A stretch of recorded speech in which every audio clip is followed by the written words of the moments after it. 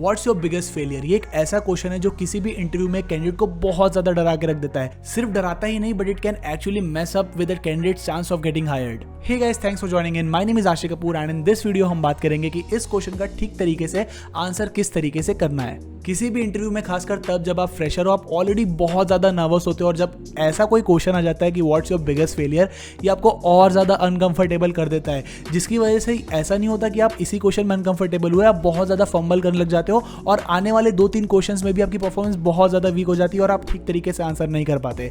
ऐसे में होता ही है कि आपकी इंटरव्यू की परफॉर्मेंस में बहुत ज्यादा नेगेटिव इंपैक्ट पड़ता है और आपका इंटरव्यू बर्बाद हो जाता है। But you don't need to worry about anything, क्योंकि आज के इस वीडियो में हम इस क्वेश्चन को बहुत ही ज्यादा डिटेल में समझने वाले हैं। हम बात करेंगे कि ये क्वेश्चन पूछा क्यों जाता है, साथ ही साथ we are gonna talk about 3 top tips जिससे आप बहुत ही आसानी से इस क्वेश्चन को टैकल कर पाओगे, साथ ही साथ किन चीजों का आपको ध्यान रखना है, कौन सी मिस्टेक्स आपको अवॉइड करनी है, सारा कुछ हम आज के इस वीडियो में कवर करने वाले हैं।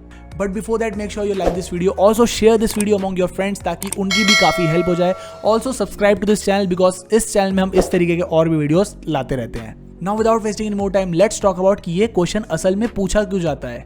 किसी भी इंटरव्यू में जब आपसे ये क्वेश्चन पूछा जाता है तो आपको एक चीज समझनी चाहिए कि कोई भी इंटरव्यूअर आपको अटैक नहीं कर रहा या फिर आपके फेलियर्स को लेके कोई भी जज नहीं कर रहा।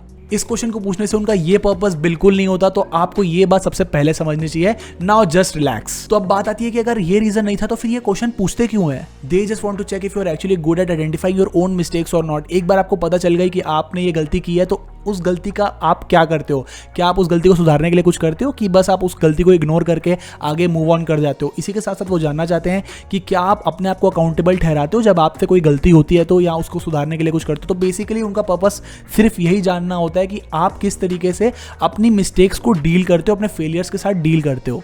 तो मेक श्योर करें कि जब भी आप इस क्वेश्चन का आंसर करते हो और अपनी गलती बताते हो तो ये भी साथ साथ बताएं कि आपने उस गलती को सुधारने के लिए क्या किया और किस तरीके से आप अपने आप पे काम कर रहे हो, तभी आपका आंसर एक अच्छा इंपैक्ट क्रिएट करेगा। So now let's see how successfully can you deliver this particular answer which would Impress them and also help them evaluate you on these particular aspects.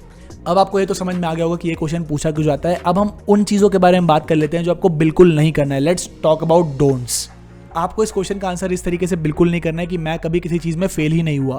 कुछ भी हो जाए, आपको ये बिल्कुल नहीं बोलना है कि I have never failed eight anything. हम सब इंसान हैं और इंसानों से गलती होती है। इनफैक्ट जो इंटरव्यूअर आपसे क्वेश्चन पूछ रहा है उसने भी कभी ना कभी कोई ना कोई गलती की होगी, तो please avoid these answers. Obviously as a graduate और एज ए फ्रेशर आपने कभी ना कभी कोई ना कोई प्रोफेशनल मिस्टेक जरूर की होगी, और अगर आप इस क्वेश्चन का इस तरीके से आंसर करोगे तो ये सिंपली ये इंडिकेट करेगा कि आप अपनी मिस्टेक्स को आइडेंटिफाई ही नहीं कर पाते हो।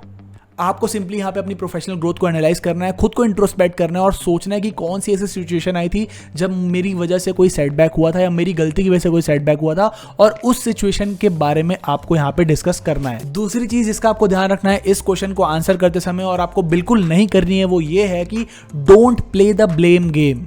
Here comes the accountability in picture. अगर आप अपनी गलतियों के लिए खुद को जिम्मेदार नहीं बनाओगे और सिंपली अपना ब्लेम किसी और पे शिफ्ट कर दोगे तो ये बहुत ही बुरा रिफ्लेक्ट करेगा और इंटरव्यूअर पे भी काफी नेगेटिव इंपैक्ट डालेगा। कुछ भी हो जाए, don't shift the blame to your friends, colleagues, bosses और एनीवन। इवन आपको यहाँ पे कोई एक्सक्यूज भी नहीं देनी है कि मेरी कैब लेट थी जिसकी वजह से मैं प्रेजेंटेशन में सही टाइम पे नहीं पहुंच पाया। इमेजिन करो कि आप किसी ग्रुप प्रोजेक्ट में काम कर रहे हो और आप उस ग्रुप के टीम लीड हो। अब सब अपना अपना काम करते हैं, लेकिन एक इंसान से वहां पे कुछ गलती हो जाती है।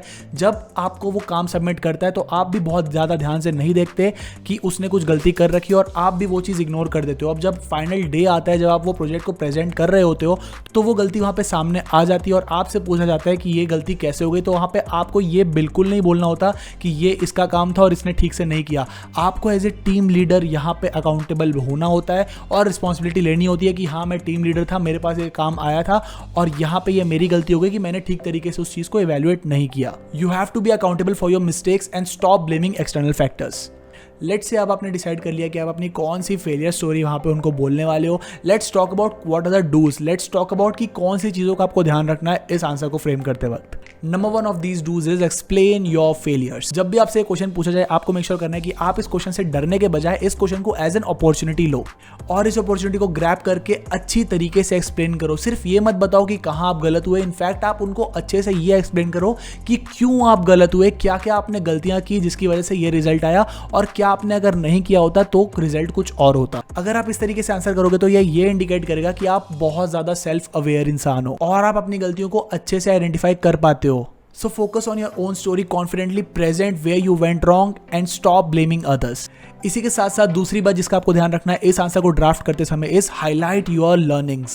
आपकी किसी गलती या फेलियर से ज्यादा ये इंपॉर्टेंट होता है कि उस गलती या फेलियर से आपने क्या सीखा। आप इवन इस बेसिस पे भी अपनी फेलियर स्टोरी चूज कर सकते हो यहाँ प्रेजेंट करने के लिए कि कौन सी स्टोरी से सबसे ज्यादा आपकी लर्निंग हुई है। और इंटरव्यूअर को यही जानने में इंटरेस्ट उठता है कि आपने इस गलती से क्या सीखा है। जैसे ही आप अपनी मिस्टेक्स या फेलियर्स को एक्सप्लेन कर लेते हो, इमीडिएटली आपको वहाँ पे शिफ्ट करना है ये बताने में कि क्या क्या आपने उस गलती से सीखा और क्या क्या स्टेप्स आपने लिए कि आपसे वो सेम गलती आगे जाके रिपीट ना हो। मेक श्योर करें कि ये जो एक्सप्लेनेशन आप दोगे ये एटलीस्ट 50% कवर करे आपके एंटायर आंसर का। The last and the final do that you have to take care of while answering this question is the then versus now success ratio. अब जो कि आपने उनको बता दिया कि आपने इन गलतियों से क्या क्या सीखा, अब आपको उनको ये बताना है कि कैसे आपने उस लर्निंग्स को इंप्लीमेंट किया अपने करियर में, जिसकी वजह से आगे जाके ये मिस्टेक्स आप अवॉइड कर पाए हो। यहाँ पे आप कुछ भी सिंपल से मेंशन कर सकते हो जैसे ऑर्गेनाइजेशन या टाइम मैनेजमेंट। मान के चलते कि आपने अपने फेलियर स्टोरी में कुछ ऐसा मेंशन किया कि आप बहुत ज्यादा स्ट्रेस्ड आउट हो गए थे जिसकी वजह से आपने टाइम पे काम नहीं कर पाया, तो अब आपको यहाँ पे ये सिनेरियो बताना है कि ऐसा कौन सा टाइम आया इस गलती के बाद कि आपको जब बहुत सारा काम आया तो किस तरीके से आपने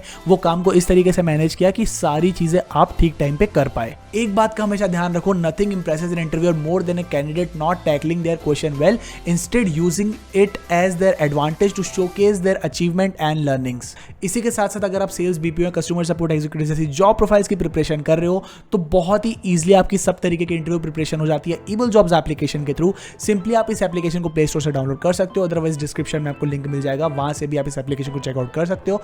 इस एप्लीकेशन पे सिर्फ आप प्रिपेयर भी नहीं, आप free of cost mock interviews देके प्रैक्टिस भी कर सकते हो ताकि आप काफी ज्यादा अच्छे से प्रिपेयर हो जाओ किसी भी इंटरव्यू के लिए। With that said, I hope this video helped you in some ways. Now I'll see you in the next video. Till then, stay happy, stay blessed. All the best for your interview.